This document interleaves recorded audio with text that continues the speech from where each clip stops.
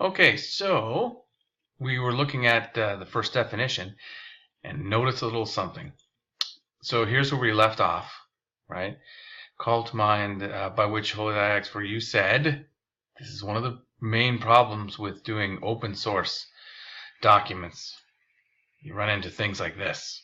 So 6E, we cannot access. See down here, 6E. I can jump over it to 7A, and there we go. But I've tried several times, shut down, restarted my computer. For some reason, that chunk of the dialogue is lost. So we got to go to a different spot. And I found it here. This is from the classics department at MIT. And we pick it up approximately here where Socrates said, do you really believe the gods fought one another and had quarrels and everything? Yes, I can tell you of many other things which will amaze you. I dare say, tell me them at another time when we have leisure, but at present, I think this is about where we pick up from the last one. I'd rather hear from you a more precise answer, which you have not as yet given, my friend, to the question, what is piety? When asked, you only replied, doing as you do and charging your father with murder. And what I said was true. No doubt, but you would admit that there are other pious acts. Remember in that spiel, several lines above, we isolated those 5 points, right? One of those, he said, what is pious in relation to murder and other things, right? This is where we're going. There are. Remember, I did not ask you to give me 2 or 3 examples of piety, but to explain a general idea which makes all pious things pious. Or don't you remember? I remember. So tell me, what is the nature of this idea, that I may have a standard to look at by which I may measure actions, i.e. other actions, whether yours, mine, or anyone else, that shall be able to say such an action is pious and another impious. I will tell you if you like. I should very much like. So here comes the second one. Piety then is that which is dear to the gods. Okay, and so I think now we can go back to our other deal. So we've got now definition 2, right? So definition 1 of piety. Remember, this was after Socrates gave Euthyphro a little kind of workshop, was to prosecute wrongdoer. Okay? And then we discover, nope, this does not stand as a definition. Why not? Because it's not a definition, it's an example. But remember when I was talking about with the tree versus the chuck-a-doo-doo? Well, sometimes it appears as if you've answered the question because you kind of already know what the stuff is, right? So, what is tree? If you draw an oak, okay, I get it. I know what you're talking about, right? And so then I can say, okay, well, if that thing is an oak, I can extrapolate what you mean by tree. But other things, and so that kind of clouds our judgment because we already know. But other things we don't know, like chuck-a-doo-doo, if you don't give me an example of or a definition of something, I don't even know if what you're giving me as an example is an example of that thing, right? So if I say, what is tree? You draw oak. Okay, any reasonable person would know that an oak is an example of tree. But what is chuck-a-doo-doo? And you show me a lamp. Well, I don't know if that's an example of a chuck-a-doo-doo because I don't know what a chuck-a-doo-doo is in the first place. You see? Okay. The second definition. All right, so Socrates called him out on that one. Second definition Euthyphro gives is, he says, what is dear to the gods? Okay, so now we got to see, okay, is this a good definition? Notice that it sounds good, doesn't it? Especially you've got holiness and gods and stuff, right? So it sounds kind of truthy in a way, I guess you could say. But remember just a few lines ago, Socrates was asking him, so you believe that the gods are fighting each other, and you believe that the gods are, at war with each other and all that kind of stuff? And then remember, Euthyphro said, yes, I do, and even more amazing stories. So we got to kind of keep that in mind and apply what Socrates was doing there to this definition. Because remember, the Greeks had many gods. And remember we talked just a few minutes ago in the last one about Uranus, Kronos, and Zeus that were fighting each other. If you're familiar with Clash of the Titans, if you know anything about the Greek pantheon of gods, you know that there are many, many, many gods, and they are always fighting each other. Always fighting each other. Okay. So if we add this up, we put on our critical thinking hats for a minute, what might be a problem with this definition? And of course, you know, what's dear to the gods? Well, if you have many and they're always differing and fighting, how are you ever going to know what is dear to the gods, right? And indeed, that's where we're going here. Oh, wait, I want to go back to this one. Let's consider your words. Excellent, Euthyphro. Now you have answered as I asked. However, whether it's true, I'm not sure. But you will, of course, show me, certainly. Come then, let's examine our words. The thing and the person that are dear to the gods are holy. The thing and the person that are hateful to the gods are unholy. The two are not the same. But the holy and the unholy are exactly opposites. Isn't that what we said? Yes. Okay, well, why is he saying that? Again, it seems kind of like double talk, doesn't it? He's trying to get him to understand. Okay, holy does not equal unholy, right? So if there's a definition that leads to both of these, it cannot be a definition, right?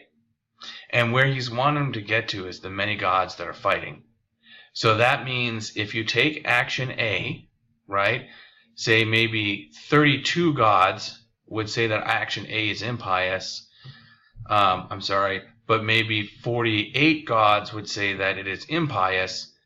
So obviously, if we're going to say the gods who differ and fight, well, then you're going to have some gods that agree and some that don't. Which means that action A, following this logic of what's dear to the gods, is both holy and unholy, which therefore leads us to a contradiction, so that can't be a definition. See how the logic works? Right? And so we can kind of skip ahead here a little bit. So there's quarrel. Sorry, I'm trying to get down to where he refutes this once and for all. Oh yeah, what do we say about the gods? If they disagree about these questions necessarily. Then, my noble Euthyphro, according to what you say, some of the gods too think some things are right or wrong, or noble or disgraceful, good or bad, and others disagree, for they would not quarrel with each other about things. In this case, you're right. But you say that the same things are considered right by some of them and wrong by others. Right? So in other words, what? The gods disagree on things is where we're going. Then it seems to me the same things are hated and loved by the gods, and the same things would be dear and hateful, so it seems. And then the same things would be both holy and unholy, I suppose so. They need to answer my question. Okay, so in other words, what we just done here is we said dear to the gods is off our list of possible things, definitions. So then what is next? We're going to be back to the drawing board with definition 3. All right. So let's move on. Euthyphro says, but I think that none of the gods disagrees with any other about this, or holds that he who kills anyone wrongfully ought not to pay the penalty. Okay, this is a tricky sentence. Notice. So remember, Euthyphro already stated that he believes that the pious is what he's doing, right? And so now he's saying, well, you know, but all the gods will agree with me about this. And what does this mean? This is a referent, right? So what does it refer to? Well, he wants us to assume that the this refers to his case, right? But notice what he said. That or holds that he who kills anyone wrongfully ought not to pay the penalty, right? So what Euthyphro is saying is that all the gods would agree that he who kills anyone wrongfully would not agree with, that he who kills anyone wrongfully ought not to pay the penalty.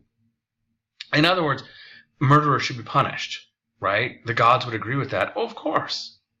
Right? Who would disagree with the fact that murderers could be punished? Nobody.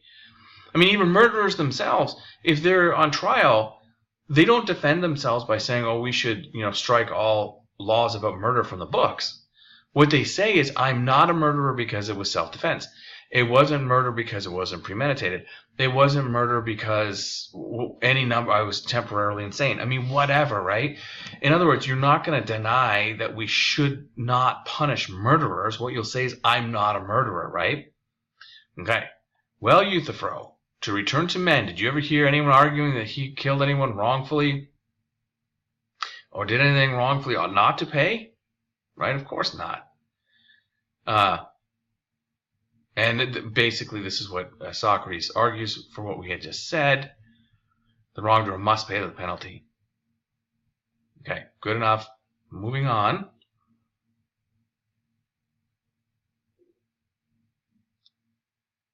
Okay, and check this out. In 8e, Socrates says, come now, my dear Euthyphro. Oh no, another one of these things. Okay, hang on. I'm going to put it on pause. Okay, so we just slipped over to the classics MIT one. And I scroll down, and this is about where we left off. It says, I understand you may say that I'm not be difficult. Yes, indeed, it seems to me. Socrates says, okay. But they, the jury, will be sure to listen if they find that you are a good speaker. There was a notion that came to my mind while you were speaking. I said to myself, well, and what if Euthyphro does prove to me that all the gods regarded the death of the serf as unjust? How do I know anything more of the nature of piety and impiety? Okay. Well, actually, wait. We need to go up one little bit. He says, but they join all the gods in the same case. So they assert the quarrel about just and unjust. Some of them say, while others deny that injustice is done among them, etc. That's true, Socrates. But they join issue about the particulars, gods and men alike. And if they dispute about an act in question. That's true. Well then, my dear Euthyphro, do tell me, for my better instruction and information, what proof you have that in the opinion of all the gods, a servant who is guilty of murder and is put in chains by the master of the dead man and dies because he is put in chains before he who bound him can learn from the interpreters of the gods what he ought to do, dies unjustly. And on behalf of such a one, a son ought to proceed against his father and accuse him of murder. How would you show that all the gods absolutely agree in approving of this? Prove to me that they do, and I'll applaud your wisdom as long as they live. Okay, let's go back to our little board here. So remember in our last one, before 2, we should say 3 before 2, he said what is dear to gods, right? Remember that? Okay, so what they are able to say is, Socrates points out, well, this leads to a contradiction, right? Because what's dear to one is not dear to the other. And so then what Euthyphro realizes is that, well, he says, yeah, but on this they agree. On this they agree. Right? And it's unclear whether this referred to his case or that murderer should be punished. Right? Now, what Socrates just said was basically this, right? He recounted the case, Euthyphro's case, right, against his father, which is absolutely convoluted. And so the first question is, how do you know the will of the gods? Right? Because there's all kinds of them. And so what do? You go and you do a survey and you take it to heaven and, you figure that out. I mean, what would you do? But then secondly, he asked the question, but even if I knew what all the gods like, what do I learn about the nature of piety? Because the nature is the definition. Just because 21% dislike it doesn't mean you understand what it is.